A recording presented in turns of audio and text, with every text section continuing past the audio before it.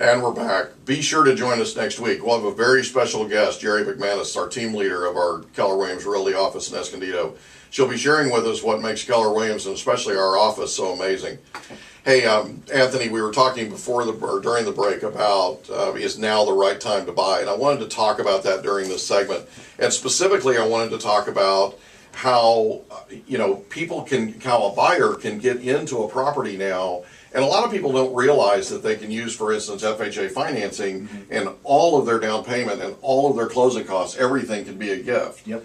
And so let's talk a little bit about that. I mean, FHA is 3.5% down. Most people know that. Right. And all of that can be a gift it has to be from a family member, right? Yeah, typically from a family member. We've actually seen a number come from people's businesses where they allowed grants and things like that to help employees out. So an employer. An employer. Okay. We've so seen an employer giving an employee a grant. Wow, yeah, that's I mean, awesome. we've seen a number of things because, I was telling my guys that how appreciation affects people's way of thinking. Appreciation hides things and exposes things. And, when you start watching the prices of houses move up, right. I've seen people do everything from sell extra cars to, honestly, tighten their belts, save their budget. And sell furniture. Sell furniture. I mean, you name it. As long as it can be documented. That's the most important thing.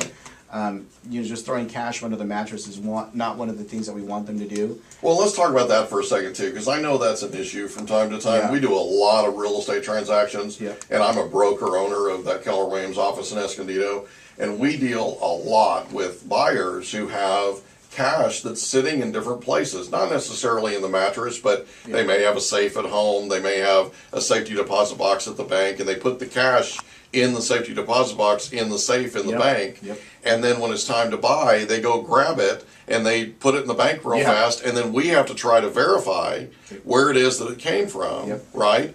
So how would somebody, if they're thinking about buying, how would they avoid that mistake? Because that can kill the deal. That can literally get them disqualified for a home loan. Definitely kill a deal. So what would you recommend they do if they've got a bunch of cash?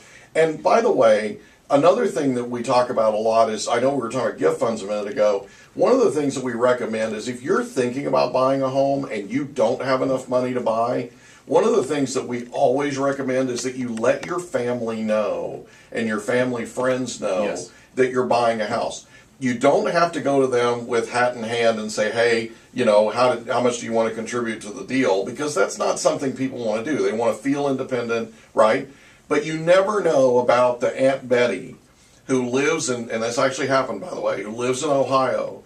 And the day that nephew was born, 20-some years ago or 30 years ago, she put a couple of grand into a savings account and let it sit there. And it grew and it grew and it grew and it grew, right? And all of a sudden, he's got $10,000, a little over $10,000 sitting there he never knew he had. He let Aunt Betty know that he was buying a house.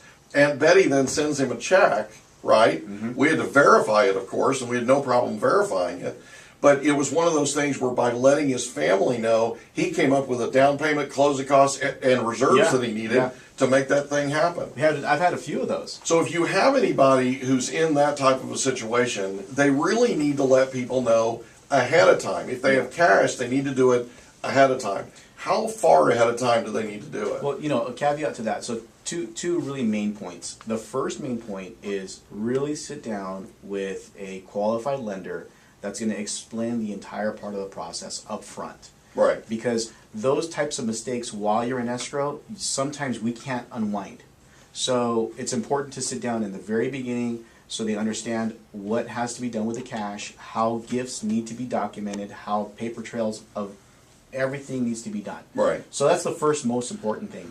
The second thing is also as you start telling relatives about maybe I'm going to buy a house or I'm thinking about buying, is be very careful and cautious of some of the advice that you're given. Right. I really related a lot, like with having a baby.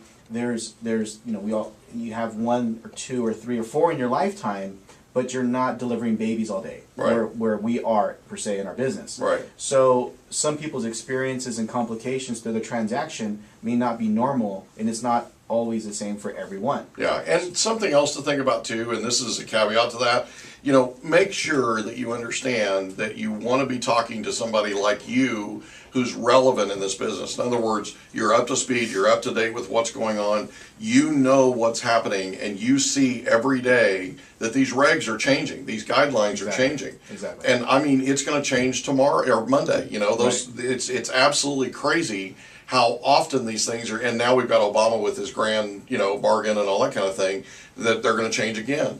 But one of the things that we should talk about specifically is they really do need to get together with you.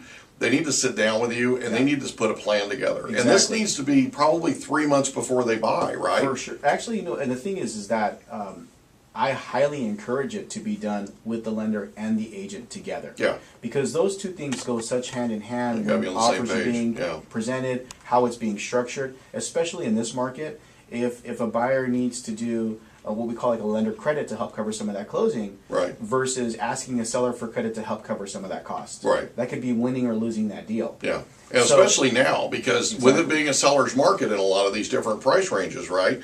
With it being such a hot seller's market, you can't guarantee anymore that you're going to get any sort of a seller incentive. Exactly. Or concession. And so you need to make sure that you sit down ahead of time and get this thing planned out.